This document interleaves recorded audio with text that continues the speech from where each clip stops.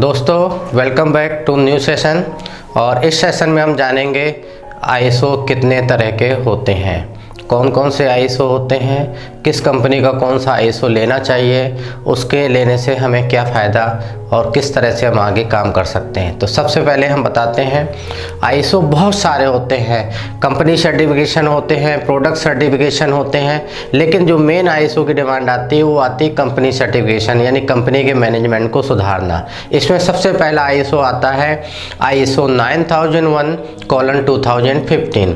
2015 इसमें इसलिए जुड़ा है कि इस स्टैंडर्ड में 2015 में अमेंडमेंट हुआ था, इसलिए उसके पीछे 2015 जुड़ा हुआ है। जिस स्टैंडर्ड में, जिस साल में, जिस ईयर में अमेंडमेंट होता है वो ईयर बाद में सर्टिफिकेट में जुड़ जाता है। तो इस समय जो हम बात कर रहे हैं आईएसओ 9000:2015 की, ये क्वालिटी मैनेजमेंट सिस्टम का सर्टिफिकेट होता है। ये एक ऐसा सर्टिफिकेट है, या इसको हम कह सकते हैं ये कॉमन सर्टिफिकेट है जिसको हर एक तरह की संस्था ले सकती है। जैसे मैंने अभी पीछे आपको सेशन में बताया कि manufacturer, retailer, wholesaler, trader, distributor, hospital, clinic, pathology, restaurant, hostel, hotel, सभी लोग इस आईएसओ को ले सकते हैं, क्योंकि हर संस्था में, हर कंपनी में, हर सिस्टम में कहीं ना कहीं मैनेजमेंट होता है। बिना मैनेजमेंट के कोई भी संस्था, कोई भी कंपनी, कोई भी फर्म प्रोग्रेस नहीं कर सकती है।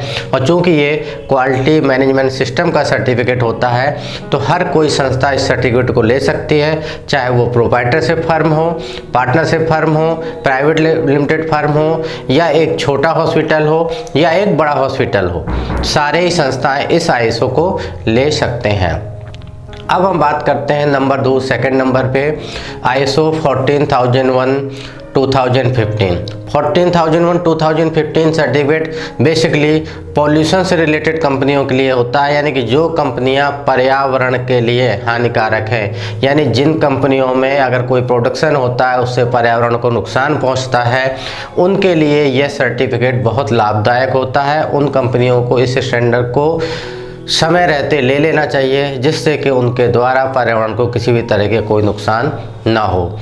और साथ ही साथ 14000:2015 सर्टिफिकेट लेने से प्रशासन की तरफ से भी कोई दिक्कत नहीं आती, क्योंकि प्रशासन भी ये चीज़ कहता है कि आपके पास पॉल्यूशन कंट्रोल बोर्ड का सर्टिफिकेट होना चाहिए। तो पॉल्यूशन कंट्रोल बोर्ड का सर्टिफिकेट जो है वो तो स्टेट गवर्नमेंट और सेंट्रल गवर्नमेंट के साथ इसके द्वारा इशू किया जाता है, लेकिन उसके साथ इस सर्टिफिकेट की भी अनिवार्यता होती है कि आपके पास आईएसओ 14001:2015 एनवायरमेंटल मैनेजमेंट का सर्टिफिकेट होना ही चाहिए।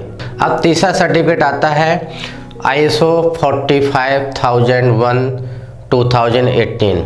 इस सर्टिफिकेट को पहले ओशाज सर्टिफिकेट कहते थे, लेकिन अब 2008 में इसमें अमेंडमेंट होने के बाद में इस सर्टिफिकेट को भी आईएसओ के नाम से ही जाना जाता है। तो आईएसओ 45001:2008 सर्टिफिकेट में बेसिकली बात होती है occupational health and safety management system की।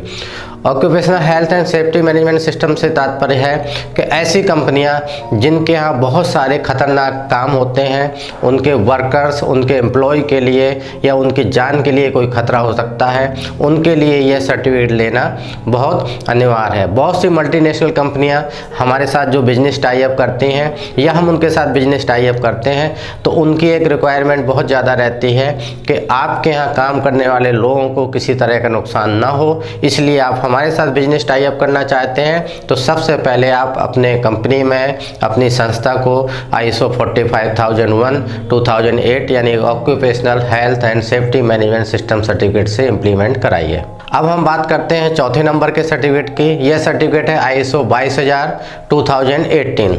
आईएसओ 22000:2018 सर्टिफिकेट जो होता है वो है फूड सेफ्टी मैनेजमेंट सिस्टम, यानी खाने से रिलेटेड जो भी कंपनियां हैं, चाहे वो होटल हों, रेस्टोरेंट हों, या खाने पीने की चीज़ बनाने वाली कंपनियां हों, या वो बना हुआ माल ला करके उसको रीपैकिंग करते हों, ऐसी सारी संस्थाओं के लिए ISO 22000:2008 food safety management certificate की आवश्यकता होती है। क्यों होती है? आज आप देख रहे हैं कि मल्टीनेशनल बिजनेस होते हैं, बहुत सारे फॉरेनर्स हमारे देश में आते हैं, बहुत सारे हम लोग दूसरे देशों में जाते हैं। अभी देखते हैं कि हमारे यहाँ विदेशी कंपनियाँ, विदेशी खिलाड़ी हमारे यहाँ आते हैं, तो जिस होटल में रुकते हैं या रुकना पसंद करते हैं तो वो रिकमेंड करते हैं कि हमें ऐसे रेस्टोरेंट या ऐसे होटल में रुकने की व्यवस्था की जाए जिनके पास ISO 22000 2018 food safety management certificate हो, यानी कि वो फूड सेफ्टी सर्टिफिकेट से सर्टिफाइड हों। ऐसे होटल या ऐसे रेस्टोरेंट में हमें रुकने की व्यवस्था की जाए और ऐसे रेस्टोरेंट का हमें खाना किया जाए। अभी पीछे 2015 में जब अपने दिल्ली में कॉमनवेल्थ गेम हुए थे तो दिल्ली सरकार ने ये सभी होटल, सभी रेस्टोरेंट के लिए अनिवार्य कर दिया था कि अगर आप किसी भी विदेशी को अपने यहाँ कोई सेवा देते हैं उससे पहले आपको ISO 22000 2018 सर्टिफिकेट से सर्टिफाइड होना पड़ेगा।